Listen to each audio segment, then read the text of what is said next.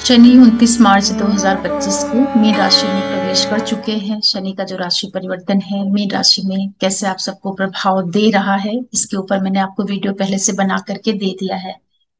आज मैं जो आप लोगों से बात करूंगी, शनि जिस नक्षत्र में चल रहे हैं अभी, उसका प्रभाव आपके जन्म के नक्षत्र के आधार पर किस तरीके से मिलेगा, उस विषय पर आज बात करूंगी। देखिए, अभी क्या है कि शनि अपने खुद के नक्षत्र उत्तर भाद्रपद का जो पहला चरण है, 5 डिग्री के आसपास उसमें गोचर कर रहे हैं मीन राशि में। तो अभी जो उनको नवांश मिला हुआ है वो सिंह नवांश में ही गोचर कर रहे हैं। और अभी मीन राशि में ही 14 जुलाई 25 को शनि वक्री भी होंगे। और वहां पर वो 24 नवंबर 2025 तक वक्री स्थिति में रहेंगे। उसके बाद फिर वो मार्गी होना शुरू होंगे। ये सारे जो घटनाक्रम रहेंगे शनि के वक्री होने का, उसका प्रभाव कैसे रहेगा, उसका वीडियो मैं आपको आगे बना करके दूंगी। आज जो मैं आप लोगों से बात करूंगी, शनि जब अपने खुद के नक्षत्र उत्तर भाद्रपद में चल रहे हैं तो आप लोगों का चंद्रमा किस नक्षत्र पर है, उस नक्षत्र से शनि कि गोचर का जो नक्षत्र है उसका क्या संबंध बन रहा है, वो किस तरह से आपको प्रभावित कर रहा है, उसके बारे में बात करूंगी। ये प्रिडिक्शन मैं आप लोगों को बताऊं शनि के नक्षत्र का फल, उसके पहले आप सभी दर्शकों को बहुत बहुत धन्यवाद बोलती हूँ आप सबके सपोर्ट के लिए। साथ में जो भी नए दर्शक जुड़ रहे हैं चैनल से, आप लोगों का भी बहुत बहुत स्वागत है डिवाइन एस्ट्रोलॉजी में। देखिए, जो ग्रह होते हैं ना, ग्रह छोटे हों कम समय के लिए ट्रांजिट में आए, या बड़े ग्रह जो कि लंबे समय तक एक राशि में रहते हैं, ग्रह हमेशा अपने नक्षत्र के आधार पर अपने रिजल्ट को देते हैं। तो शनि जैसा ग्रह जब अपना राशि परिवर्तन करता है, 2.5 वर्ष के आसपास ये किसी भी राशि में रहता है। अब वो मीन में चल रहे हैं तो सबसे पहले वो गुरु के पूर्व भाद्रपद में ही गोचर किए थे।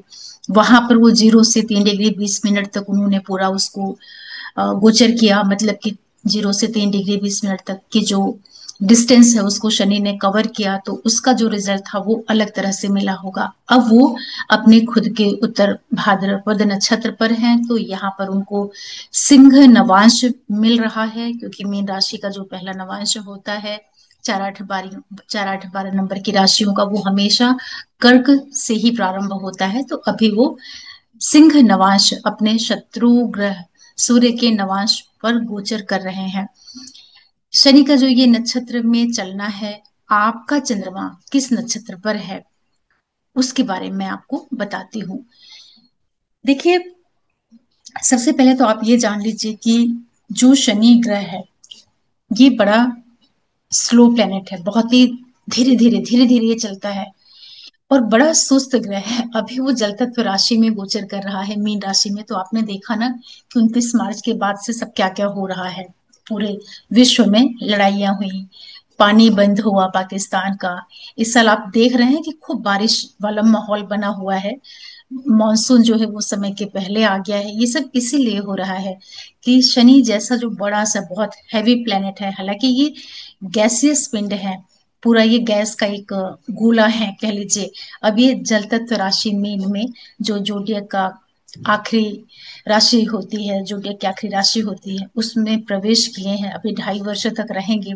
तो स्वाभाविक है कि जब इतने से बड़े से ग्रह को आप जल तत्व राशि से जब वो चलेगा, वहां पर वो गुजरेगा उस रास्ते से, तो पानी है, पानी वाली चीजें हैं, बारिश है, खूब आंधी तूफान है, यही तो वो करेगा ना। मतलब कि खूब बारिश होने वाली है इस साल, भले ही कहीं ज्यादा हो कहीं कम हो, लेकिन बारिश तो होगी ही होगी। तो चलिए बात करते हैं कि जिन लोगों के जन्म का नक्षत्र शनि का ही है, शनि के कौन कौन से नक्षत्र होते हैं। पुष्य होता है, और इसके बाद अनुराधा होता है, फिर उत्तर भाद्रपद। पुष्य कर्क राशि में पड़ता है, अनुराधा नक्षत्र जो है वो वृश्चिक राशि में पड़ता है, और उत्तर भाद्रपद मीन राशि में पड़ता है। मतलब कि शनि के तीनों ही नक्षत्र जल तत्व राशियों में ही पड़ते हैं, जो कि मोक्ष त्रिकोण की राशि होती है। कितनी विचित्र बात है ये ना, कि शनि जैसा जो कर्म का और न्याय का और धन देने वाला ग्रह है, उसके सारे नक्षत्र मोक्ष त्रिकोण की राशियों में पड़ते हैं। ये कहीं ना कहीं इंडिकेट करता है ना कि शनि मोक्ष वैराग्य को भी देने वाला ग्रह है। तो अब क्या होगा कि जिनकी भी जन्म शनि के नक्षत्र में है, तो शनि अभी शनि के ही नक्षत्र में चल रहा है। इसका अर्थ ये होता है कि सैटर्न आपके जन्म के नक्षत्र पर चल रहे हैं। तो हमेशा ध्यान रखिएगा कि जब भी कोई क्रूर ग्रह, मेल्फिक प्लेनेट शनि है, मंगल है, राहु है, केतु है, कई बार सूर्य भी चूंकि क्रूर में लिए जाते हैं, तो जब ये आपके जन्म के नक्षत्र के ऊपर से गोचर करते हैं तो स्वास्थ्य में दिक्कत देते हैं, क्योंकि जन्म नक्षत्र बहुत ही सेंसिटिव नक्षत्र होता है। तो उसके ऊपर चूंकि ये भ्रमण कर रहे हैं, तो यहाँ पर आपको सबसे ज्यादा अपनी सेहत का ध्यान रखने की जरूरत रहेगी। उसमें कोई भी दिक्कत है तो आप उसको लापरवाही वहां पर बिल्कुल भी नहीं करिएगा, उसमें ये परेशानी कर सकते हैं। चूंकि शत्रु नवांश में भी चल रहे हैं, तो सैटर्न का ये नक्षत्र खुद का भले ही है, इसके बावजूद भी, क्योंकि मीन राशि में तो वो 3 डिग्री 20 मिनट से लेकर के पूरा लगभग 16 डिग्री 40 मिनट का जो पूरा टाइम स्पान रहेगा मीन राशि में, वहां पर उनका खुद का नक्षत्र है उत्तर भाद्रपद। इसके बावजूद भी जो कि वो शत्रु नवांश से जा रहे हैं, तो थोड़ी बहुत ये समस्याएं आपको दे सकते हैं। आप अपनी दशा को जरूर चेक कर लीजिएगा कि कहीं आपकी शनि की ही दशांतर प्रत्यंतर तो नहीं चल रही है, या उसमें कहीं पर सूर्य का कोई अंतरा प्रत्यंतर सूक्ष्म प्राण में इन्वॉल्वमेंट अगर हो रहा होगा, तो सेहत का जरूर ध्यान रखिएगा। ठीक है। विशेष रूप से वो लोग जिनकी आयु बहुत ज्यादा है, जो लोग वृद्ध हो जाते हैं, या जिनका आयु खंड आ चुका होता है, या जिनके मारक बाधक ग्रहों की दशाएं चल रही होती हैं, ऐसी स्थिति में शनि का आपके जन्म नक्षत्र से गोचर करना दिक्कत दे सकता है। यहाँ पर और भी कई फैक्टर देखने पड़ते हैं। उसमें ये रहता है कि एक तो आपके जन्म का नक्षत्र होता है, उसके बाद जो आपके नाम का अक्षर है, जो आपकी राशि, जो नक्षत्र है, जो आपके नाम का अक्षर है, वो किस तरीके से प्रभावित हो रहा है, आपके जन्म की तिथि, आपके जन्म का वार, मतलब किस डे को आप पैदा हुए हैं, किस महीने में आप पैदा हुए हैं, तिथि, मतलब मल्टी डायरेक्शन से इन सारी चीजों को देखना पड़ता है, जिसको कि सर्वतोभद्र चक्र के नाम से जाना जाता है। तो उतना तो मैं विस्तार में आपको नहीं बता रही हूँ। साधारण ये कि आपके जन्म नक्षत्र पर जा रहे हैं, तो सेहत का तो आप जरूर ध्यान रख लीजिएगा। शनि के बाद फिर जिन भी लोगों का जन्म बुध के किसी भी नक्षत्र पे हुआ है, बुध के नक्षत्र कौन से हैं? आश्लेषा होता है, ज्येष्ठा होता है और रेवती होता है। बुध के भी तीनों ही नक्षत्र जल तत्व राशियों में पाए जाते हैं। ऐसी स्थिति में शनि चूंकि प्रवेश कर रहे हैं अपने खुद के नक्षत्र से, तो जब आप बुध से काउंट करना शुरू करेंगे, मतलब कि आपके जन्म का जो नक्षत्र है वो बुध का है, तो आप बुध से गिनना शुरू करिए और शनि के नक्षत्र तक जाइए, तो वो आपके लिए अति मित्र तारा में आएंगे। इसका अर्थ ये हुआ कि जिन भी लोगों का बुध के किसी भी नक्षत्र पर जन्म हुआ है, उनके लिए अभी ढेर सारी सफलताएं, पैसे, सुख सुविधाएं, सफलता, हर एक दृष्टि से जो एक खुशहाली वाला समय होता है, वो सब कुछ यहाँ पर शनि देंगे, क्योंकि शनि आपके लिए अति मित्र तारा की स्थिति से गोचर कर रहे हैं। तो बड़ी अच्छी बात है, उसका आप लोग फायदा लीजिए। इसके बाद फिर बात करते हैं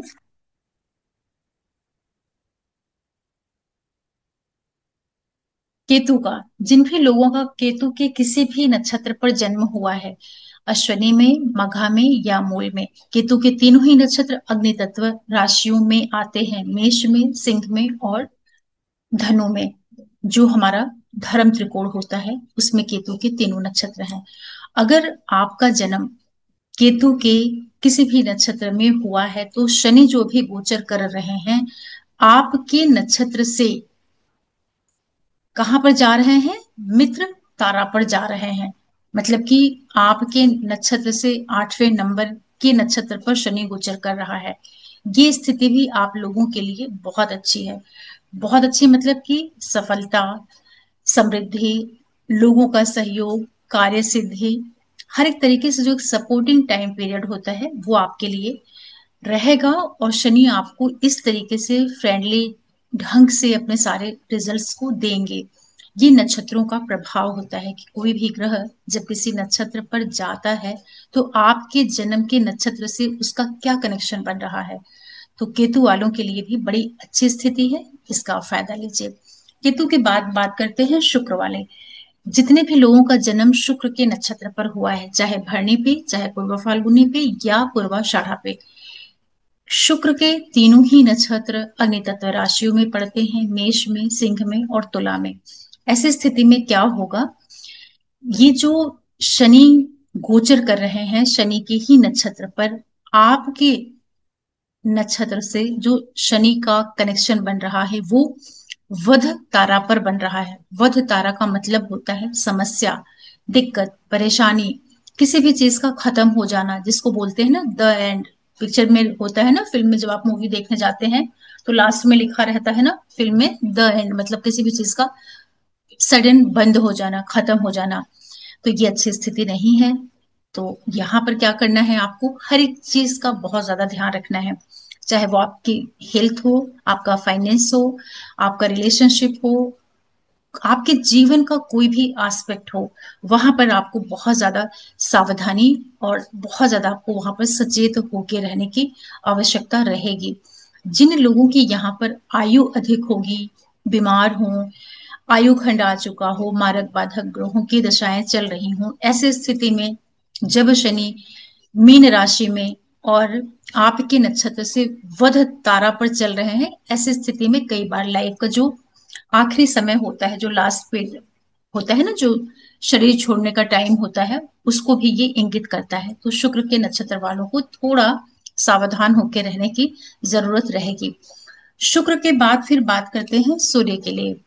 जिन भी लोगों का सूर्य के किसी भी नक्षत्र पर जन्म हुआ है, सूर्य के जो नक्षत्र होते हैं, सूर्य का जो नक्षत्र होता है उसका एक चरण मेष राशि में पड़ता है, सिंह में पड़ता है और धनु में पड़ता है।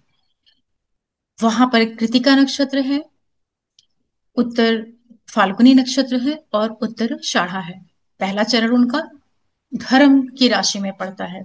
बाकी जो बचे हुए उनके तीन चरण होते हैं वो वृषभ में और कन्या में और मकर में पड़ते हैं, जो कि पृथ्वी तत्व, पैसे को दिखाने वाली राशि है। ऐसी स्थिति में आप लोगों के लिए क्या हो रहा है, अगर आपका सूर्य, आपका चंद्रमा सूर्य के किसी भी नक्षत्र में है, तो जो शनि अभी चल रहे हैं आपके लिए साधक तारा से वो गोचर कर रहे हैं। साधक का मतलब होता है एक सपोर्ट सिस्टम, मतलब कि चीजें जो है आपके लिए काफी कुछ वो सपोर्टिव रहेंगी, या ये कह लीजिए कि किसी भी चीज का बन जाना, कोई भी काम आपका हल हो जाना, कुछ भी चीजें आपकी, साधक का मतलब क्या, साधक शब्द से ही आप अर्थ निकालिए, कुछ हो जाना, कंप्लीट हो जाना, पूर्ण हो जाना, या जैसा आप चाह रहे थे वैसा हो जाए, इस तरह से मतलब आपके लिए भी अच्छा कहा जाएगा। जिन लोगों का भी सूर्य के किसी भी नक्षत्र पर जन्म हुआ है, आपके लिए भी अच्छी स्थिति कही जाएगी। सूर्य के बाद फिर बात करते हैं जिन भी लोगों का चंद्रमा के किसी भी नक्षत्र पर जन्म हुआ है।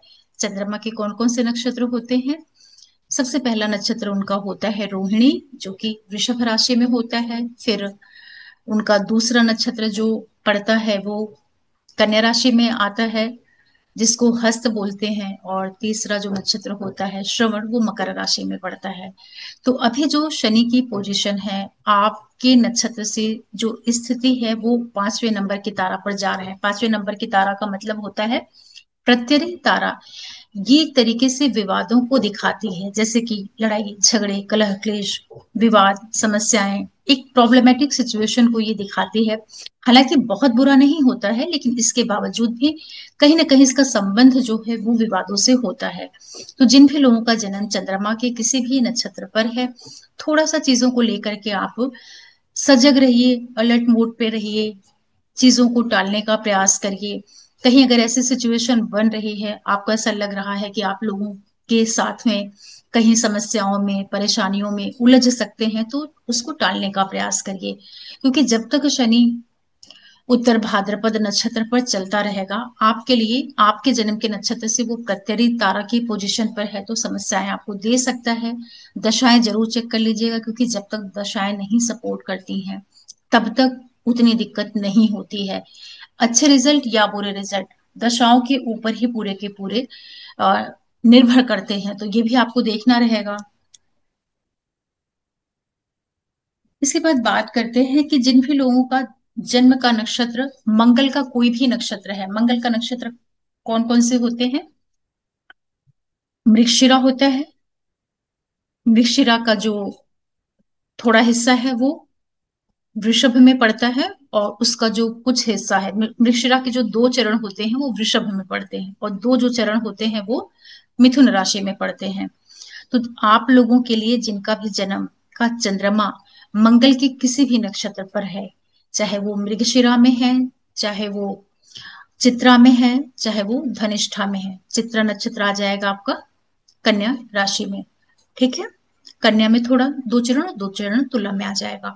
तो आप लोगों के लिए जो शनि अभी चल रहे हैं, आपके नक्षत्र से वो क्षेम तारा में चल रहे हैं। क्षेम का मतलब होता है अच्छा, कुशल, जिसको बोलते हैं एक सपोर्टिंग, वेलबिंग, सारी चीजें आपकी अच्छे से हो जाए। क्षेम का मतलब ही ना, ऐसे बोलते हैं कि क्या हालचाल है, क्षेम कुशल, ऐसे लोग दूसरे से बातचीत करते टाइम पूछते हैं ना। तो मंगल के नक्षत्र वालों के लिए जो शनि ग्रह भी हैं क्षेम तारा में चल रहे हैं, मतलब कि आपके लिए वो सपोर्ट सिस्टम क्रिएट करके रखेंगे, आपके लिए अच्छा रहेगा, अच्छे आपको प्रभाव देंगे, कोई आपके लिए परेशानी की बात नहीं है। जब तक शनि अपने नक्षत्र उत्तर भाद्रपद में चल रहे हैं, मंगल के किसी भी नक्षत्र में आपका जन्म हुआ है, आपके लिए स्थितियां अनुकूल हैं। मंगल के बाद फिर बात करते हैं राहु के लिए। जिन भी लोगों का जन्म राहु के किसी भी नक्षत्र पर हुआ है, चाहे आद्रा में, चाहे स्वाति में, और या शतभिषा में। आद्रा जो नक्षत्र होता है, राहु के जो तीनों ही नक्षत्र होते हैं वो मिथुन, तुला और कुंभ राशि में पड़ते हैं। जो वायु तत्व राशियां हैं, जो काम त्रिकोण है, वहां पर राहु के नक्षत्र पड़ते हैं। ऐसी स्थिति में आपके लिए क्या हो रहा है? शनि आपके नक्षत्र से, आपके जन्म के नक्षत्र से विपत तारा वाली स्थिति में चल रहे हैं, क्योंकि आपके लिए वो तीसरे नंबर की तारा पे जा रहे हैं। तो इसका मतलब ये होता है कि चाहे आप आद्रा में जन्मे हैं, चाहे आप स्वाति में जन्मे हैं, आपका चंद्रमा स्वाति में है, शतभिषा में है, आपके लिए ये सावधानी का समय होगा। बहुत अच्छे से रहना है, समझदारी से रहना है। यहाँ पर कुछ समस्याएं आपके सामने अचानक से आ सकती हैं, तो थोड़ा उसके लिए आप मेंटली प्रिपेयर्ड रहिए। कोई जरूरी नहीं है कि ऐसा हो, लेकिन हो सकता है, क्योंकि आपके लिए शनि विपद तारा से गोचर कर रहे हैं। विपद का मतलब है परेशानियां, समस्याएं, अड़चने, बाधा। विपद में आप किसी भी तरह की विपत्ति को कंसिडर कर सकते हैं, क्योंकि विपत्ति किस फॉर्म में आएगी ये पता नहीं होता है। लेकिन जितने भी राहु वाले लोग हैं आपके लिए विपद तारा में चल रहे हैं, तो थोड़ा आपको सावधानी तो रखनी ही पड़ेगी। इसके बाद बात करते हैं गुरु वालों के लिए। देखिए, जितने भी लोगों का गुरु के किसी भी नक्षत्र पर जन्म हुआ है, चाहे पुनर्वसु में, चाहे विशाखा में, चाहे पूर्व भाद्रपद में, गुरु के तीनों ही नक्षत्र कर्क में और वृश्चिक में और मीन राशि, जो जलतत्व राशि है, जो मोक्ष त्रिकोण की राशि है, उसमें पड़ते हैं। ऐसी स्थिति में शनि का अपने ही नक्षत्र से मीन राशि में गोचर करना आपके लिए संपत्ति तारा से शनि गोचर कर रहे हैं। बहुत ही एक्सीलेंट पोजीशन है, बहुत अच्छा है आपके लिए। यहाँ पर ढेर सारी सफलताएं, प्रॉस्पेरिटी, फाइनेंशियल गेन। संपत्ति का मतलब होता है केवल पैसे से, यहाँ पर संबंध नहीं है। संपत्ति केवल पैसे से ही नहीं कंसिडर की जाती है। संपत्ति का मतलब है आपके पास पैसे आ जाए, रिश्तों का सुख आ जाए, सफलता मिल जाए, प्रमोशन हो जाए, जो आप चाह रहे थे कोई आपकी डिजायर फुलफिल हो जाए, या जो आपने सोचा हो वो आपके काम बन जाए। तो मतलब ये संपत्ति को ही इंगित करता है ना। मतलब इसका अर्थ हुआ कि संपत्ति तारा। तो जितने भी लोगों का गुरु के किसी भी नक्षत्र पे जन्म हुआ है, शनि जब तक उत्तर भाद्रपद नक्षत्र पर गोचर कर रहे हैं, आपके लिए अच्छा समय है। आपकी आपके पैसे, संपत्ति सब कुछ बढ़ने जा रही है।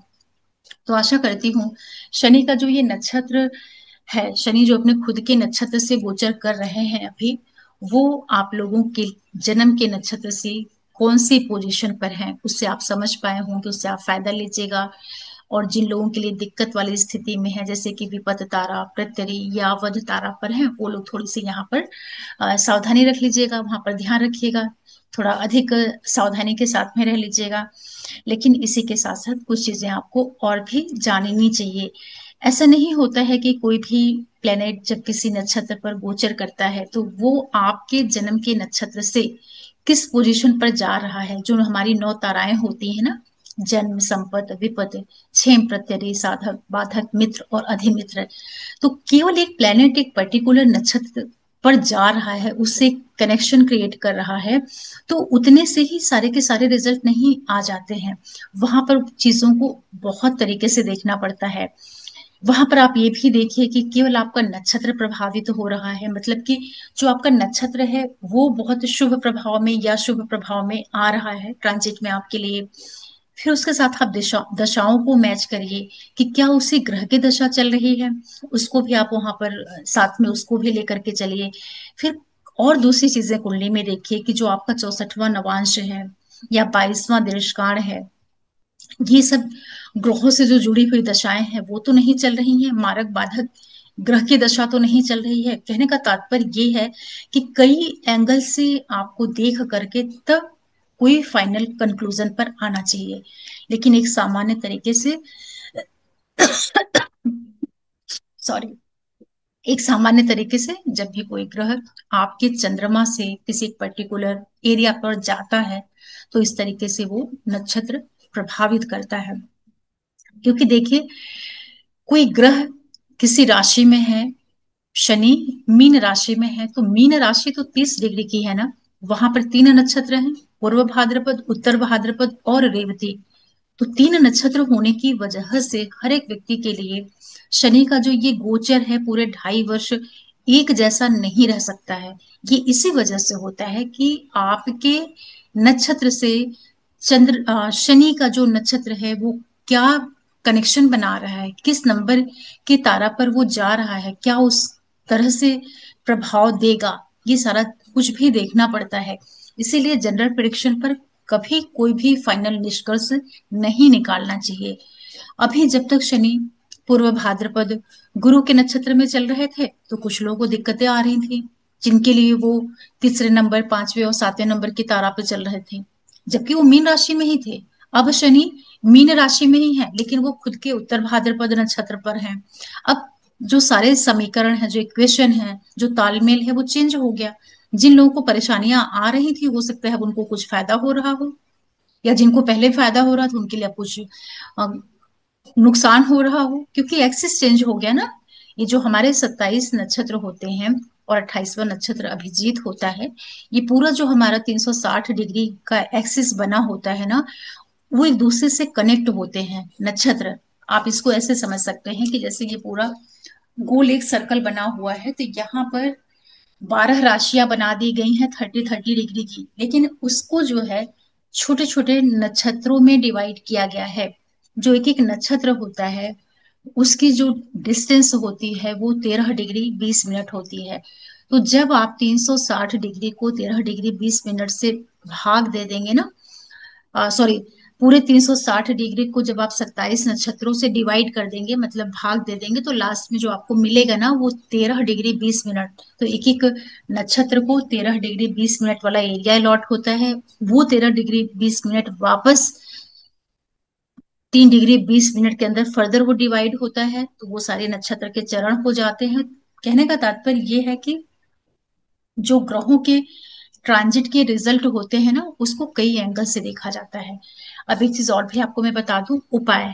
उपाय क्या होता है कि देखिए, जब कोई नक्षत्र आपके लिए खराब तारा से होके गुजर रहा, जैसे कि विपत तारा, प्रत्यरि तारा और वध तारा, मतलब कि आपके जन्म के नक्षत्र से अगर वो तीसरे नंबर, 5वें नंबर, 7वें नंबर की तारा से जा रहा है, तो उस समय पर आप शनि से संबंधित जो चीजें होती है ना उसका आप डोनेशन कर दीजिए, क्योंकि शनि को ही रिजल्ट देना है, ठीक है। तो शनि जिन जिन चीजों को दिखाते हैं, शनि जैसे क्या है, उड़द है, काला तिल है, तेल है, लोहा है, काला कपड़ा है, शनि के अधीन जितनी चीजें आती है ना उसको आप किसी भी जरूरतमंद को डोनेट कर दीजिए, मतलब कि आप उस ग्रह का दान कर दीजिए, ठीक है। या वो जिस नक्षत्र से ट्रांजिट कर रहा है उस नक्षत्र से जो संबंधित चीजें होती हैं उसको आप डोनेट कर दीजिए। हालांकि बहुत माइन्यूट, बहुत डेप्थ में जाके ये सारी चीजें हो जाएंगी, लेकिन मोटा मोटा आप कम से कम अगर आपके लिए परेशानी वाले तारा से शनि जा रहे हैं तो आप सैटर्न के दान करिए और मंत्र जाप खूब करिए, क्योंकि रिजल्ट तो ग्रह को देना है ना, नक्षत्रों के माध्यम से। तो आप उस नक्षत्र की शांति कर सकते हैं, उस ग्रह की शांति कर सकते हैं मंत्रों के द्वारा, दान करके, उसको प्रसन्न करके। तो यही तरीका है चीजों को न्यूट्रल करने का। देखिए, घटनाएं तो कभी भी नहीं चेंज होती हैं, 100% तो डेस्टिनी नहीं चेंज हो सकती ना। जो आपके भाग्य में है, जो आपका कर्म है, जो आपका प्रारब्ध है, वो तो आपको भोगना ही पड़ेगा ना, काटना ही पड़ेगा। हाँ, ये है कि रेमेडी करके आप उसको थोड़ा सा, उसका जो प्रभाव है उसको आप, या ये कह लीजिए कि आप अपने आप को सहने लायक बना लेते हैं। कोई समस्या आने वाली है तो आप मेंटली प्रिपेयर्ड हो जाते हैं, उसको आसानी से आप फेस कर पाते हैं। तो आशा करती हूँ कि जो ये शनि का नक्षत्र परिवर्तन है उत्तर भाद्रपद में, ये आप सब समझ पाए होंगे कि कैसे आपको ये रिजल्ट करेगा। और आप सबके सपोर्ट के लिए एक बार फिर से मैं आप लोगों को बहुत बहुत धन्यवाद बोलती हूँ। साथ में जो भी नए दर्शक जुड़ रहे हैं चैनल से, आप लोगों का भी स्वागत है डिवाइन एस्ट्रोलॉजी में। और फिर मैं कोई वीडियो लेकर के आऊंगी, तब तक के लिए ओम नमः शिवाय, नमस्ते।